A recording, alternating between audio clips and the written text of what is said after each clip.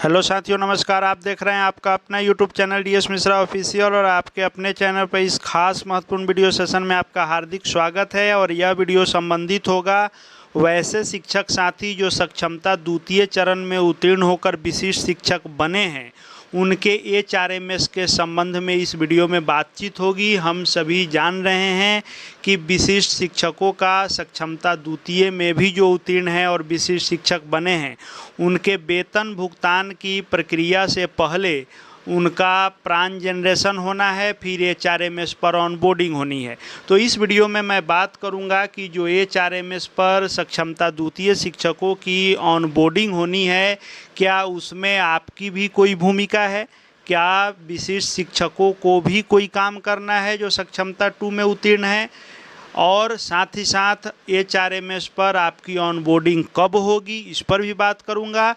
और एचआरएमएस पर आपकी ऑनबोर्डिंग हुई है या नहीं हुई है, कैसे आप जानेंगे, इस पर भी बात करूंगा। तो वीडियो बहुत ही खास होगा, अंत तक मेरे साथ बने रहेंगे। एक एक करके सभी चीज़ों को क्लियर करने वाला हूं। और यदि चैनल से अब तक नहीं जुड़े होंगे तो चैनल को सब्सक्राइब करके बेल आइकन को प्रेस कर लेंगे, ताकि आगे भी आपसे जुड़ी हर महत्वपूर्ण जानकारी आप तक पहुंचती रहे। तो सबसे पहले हम लोग बात कर लेते हैं कि एचआरएमएस ऑनबोर्डिंग में क्या आपकी कोई भूमिका है। तो देखिए, एचआरएमएस पर ऑनबोर्डिंग होने में आपकी कोई भूमिका नहीं है। आपका इतना ही काम था कि आपको प्रान जनरेशन के लिए ऑनलाइन आवेदन करना था और प्रान जनरेट कराना था। बहुतेरे साथियों का प्रान जनरेशन हो चुका है, कुछ एक लोग ही होंगे जिनका प्रान जनरेट अभी नहीं हुआ होगा। तो एचआरएमएस पर ऑनबोर्डिंग आपकी कब होगी? तो सबसे पहले आपको प्रान जनरेट कराना है। यदि आपका प्रान जनरेशन हो गया है, प्रान जनरेशन की प्रक्रिया पूर्ण हो गई है और आपको प्रान नंबर प्राप्त हो गया है, तो इसके बाद आपको अपने से कुछ नहीं करना है। एचआरएमएस में आपकी कोई भूमिका नहीं है। प्रान जनरेशन पहले कराएं, प्रान जनरेट आपका हो गया है, तब एचआरएमएस पर ऑनबोर्डिंग होगी। यह होगी कब? तो प्रान जनरेशन के बाद यह धीरे धीरे लोगों का होते रहता है। इसमें कोई एग्जैक्ट नहीं है कि इस दिन ही इस आदमी का होगा। यहाँ से आपको ज़िले में जो है, पहले पटना से डेटा आता है, वहाँ से आपके सक्षमता एप्लीकेशन से डेटा लिया जाता है, फिर आपके प्रान जनरेशन के बाद आपके प्रान अकाउंट जो आपका है, एनपीएस अकाउंट जो है, उससे डेटा लिया जाता है। और आपका दोनों से डेटा लेने के बाद, यानी जो बीएसईबी पर आपने सक्षमता का फॉर्म भरा था उसका लिया जाएगा डेटा, फिर आपका एनपीएस से डेटा लिया जाएगा। इन दोनों डेटा को लेकर के और जिलों को भेजा जाता है और वहाँ आपका एचआरएमएस ऑनबोर्डिंग होता है। एचआरएमएस ऑनबोर्डिंग जो होता है वह बल्क में होता है। जैसे 50-100 लोगों का डेटा पटना से आया, तब जो है आपकी एचआरएमएस की ऑनबोर्डिंग होगी। इसमें आपको कुछ नहीं करना है, यह विभाग का काम है, विभाग इसको पूर्ण करेगा। अब हम लोग बात करते हैं कि कैसे आप जानेंगे कि आपके एचआरएमएस पर आपकी ऑनबोर्डिंग हुई है या नहीं हुई है। तो इसको जानने के लिए आपको HRMSBihar.government.in पर जाना है। और इस पोर्टल पर जब आप जाएंगे तो ऐसा स्क्रीन पर आपको दिखेगा। यहाँ यूज़र नेम, पासवर्ड इत्यादि दिखाई देगा, लेकिन अभी आपको तो यूज़र नेम की जानकारी है नहीं। तो इसके लिए आपको यहाँ फॉरगेट यूज़र नेम करके नीचे में एक आएगा ऑप्शन, इस फॉरगेट यूज़र नेम वाले पर क्लिक करना है। जैसे ही आप फॉरगेट यूज़र नेम पर क्लिक करेंगे, आपके सामने ऐसा पेज खुलेगा जिस पर इंटर मोबाइल नंबर दिया होगा। इसमें आप मोबाइल नंबर एंट्री करेंगे, सक्षमता में जो आपने दिया होगा उस मोबाइल नंबर को इसमें आप देंगे। हालांकि मोबाइल नंबर से संबंधित कुछ परेशानी होती है, जैसे एक ही नंबर से 2 व्यक्तियों का एचआरएमएस हुआ है, यानी पहले आपके परिवार में किसी का उसी से हुआ है। इन सब टेक्निकल पहलुओं से एचआरएमएस में कठिनाई आती है, लेकिन ऐसा टेक्निकल फॉल्ट कोई नहीं है। तो आपको यहाँ मोबाइल नंबर अपना एंट्री करना है और गेट यूज़र नेम पर क्लिक करना है। जैसे ही आप इंटर मोबाइल नंबर और गेट यूज़र नेम पर क्लिक करेंगे, यदि आपके सामने ऐसा खुलता है और ऐसा लिखता है कि mobile number does not exist, तो आप समझिए कि आपका अभी ऑनबोर्डिंग नहीं हुआ है। फिर से कह दे रहा हूं कि यदि यहाँ mobile number does not exist लिखेगा तो इसका अर्थ हुआ कि आपका HRMS ऑनबोर्डिंग अभी नहीं हुआ है। लेकिन नहीं हुआ है तो आपको घबराने की आवश्यकता नहीं है, यह स्वतः होगा, विभाग करेगा, आपको इंतज़ार करना पड़ेगा।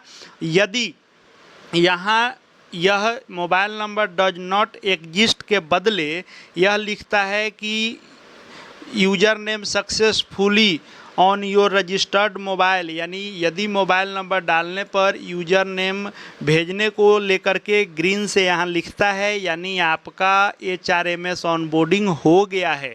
तो HRMS ऑनबोर्डिंग हो गया है तो ऐसा मैसेज तुरंत आप पर आ जाएगा। यहाँ पर आपका यूज़र ID मेंशन रहेगा, मैंने हाइड किया है, यहाँ पर यूज़र ID आपको शो करने लगेगा। इस यूज़र ID को आप नोट करें और फिर आप इस पेज पर जाएंगे तो यहाँ आपको आएगा कि पासवर्ड से कि बाई वेरिफिकेशन कोड से। तो पासवर्ड तो अभी आपका बना नहीं है, तो आपको ये फर्स्ट वाला नहीं चुन के सेकेंड वाला वेरिफिकेशन कोड वाला चुनना है। और जैसे ही उसको आप चुनेंगे आपके सामने ऐसा आएगा जिसमें आपको सिर्फ अपना यूज़र नेम डालना है जो आपको मैसेज आया था, और उस यूज़र नेम को डालकर आप वेरिफिकेशन कोड आपके उस मोबाइल पर सेंड होगा। यहाँ पर आपको यूज़र नेम रहेगा, जो वेरिफिकेशन कोड जाएगा उसको यहाँ भर के आपको लॉगिन करना है। लॉगिन जब आप करेंगे तो आपको पासवर्ड बनाने के लिए आएगा। यहाँ पर आपको न्यू पासवर्ड, कन्फर्म पासवर्ड जो बनाएंगे वह 8 से 16 कैरेक्टर का होना चाहिए, जिसमें एक कैपिटल भी होना चाहिए, बाकी स्मॉल भी होना चाहिए, और स्पेशल कैरेक्टर सिंबल होना चाहिए और डिजिट भी होना चाहिए। ऐसा मिला करके आपको पासवर्ड बनाने होंगे। पासवर्ड जैसे ही आप बना करके और फिर जब पासवर्ड बन जाएगा तो आपको इस वाले पर फिर से बैक जाना होगा और आपको यहाँ जा कर के अपना यूज़र नेम तो आपको मिल ही गया होगा, और पासवर्ड जो आपने बनाया यहाँ डालेंगे, कैप्चा कोड डाल करके लॉगिन करेंगे। जब यहाँ पर आप लॉगिन करेंगे तो आपके सामने आपके HRMS पर यह पेज खुल जाएगा जहाँ आपके सर्विस का पूरा डेटा रहेगा, हर कुछ यहाँ पर उपलब्ध रहेगा। आपको जो जो सुविधाएं ऑनलाइन सर्विस से संबंधित मिलेंगी, सर्विस बुक इत्यादि सब कुछ यहाँ डिटेल आपको देखने को मिलेगा। क्या कैसे इसमें ऑप्शन है उसके लिए मैंने पूर्व में एक वीडियो बनाया है, वहाँ से आप देख सकते हैं। लेकिन HRMS पर आपकी ऑनबोर्डिंग हुई है कि नहीं, यह जानकारी आप ऐसे ले सकते हैं। अब यहाँ दो बातें आ रही हैं कि HRMS पर जिनकी ऑनबोर्डिंग हो गई है, यानी जो प्रोसेस मैंने बताया आपने देख लिया और ऐसा ग्रीन आया, आपको सब कुछ आपने देख लिया, तो वेतन कब मिलेगा? तो उसके कुछ ही दिन बाद आपको 2 दिन में भी आ सकता है, 5 दिन में भी आ सकता है, वेतन भुगतान शुरू हो जाएगा। इसमें जिसका जब जब होते जाएगा वेतन भुगतान होते जाएगा। अब दूसरी बात आती है कि यदि यहाँ पर mobile number does not exist लिख कर आता है तब क्या होगा? तो आपको इंतज़ार करना है, अभी आपका नहीं हुआ है। आपका जैसे ही होगा ग्रीन वाला लिख के, जैसे मैंने जो प्रोसेस बताया उस अनुसार आप देख पाएंगे।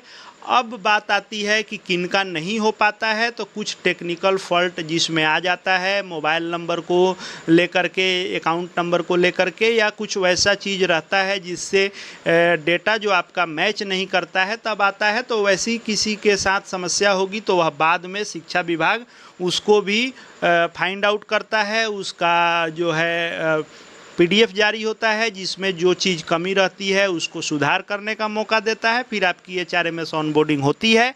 लेकिन यदि कोई टेक्निकल फॉल्ट नहीं है तो आपकी HRMS बोर्डिंग आसानी से हो जाएगी। आपको इसमें कुछ नहीं करना है, बस इंतज़ार कीजिए HRMS ऑनबोर्डिंग की, उसके बाद वेतन भुगतान आपका भी शुरू हो जाएगा। आशा है वीडियो उपयोगी साबित होगा। वीडियो उपयोगी लगे तो अधिक से अधिक लाइक शेयर करें ताकि अधिक से अधिक साथियों तक पहुँचे और उनको इसका लाभ मिले। और यदि चैनल से अब तक नहीं जुड़े होंगे तो चैनल को सब्सक्राइब करके बेल आइकन को प्रेस कर लेंगे ताकि आगे आने वाली हर महत्वपूर्ण जानकारी आप तक पहुंचती रहे। साथ ही साथ हमारे Telegram channel DS Mishra official से भी जुड़ सकते हैं। वहाँ हर पत्र PDF आपको मिलते रहेंगे। इस वीडियो को देखने के लिए आपका बहुत बहुत धन्यवाद।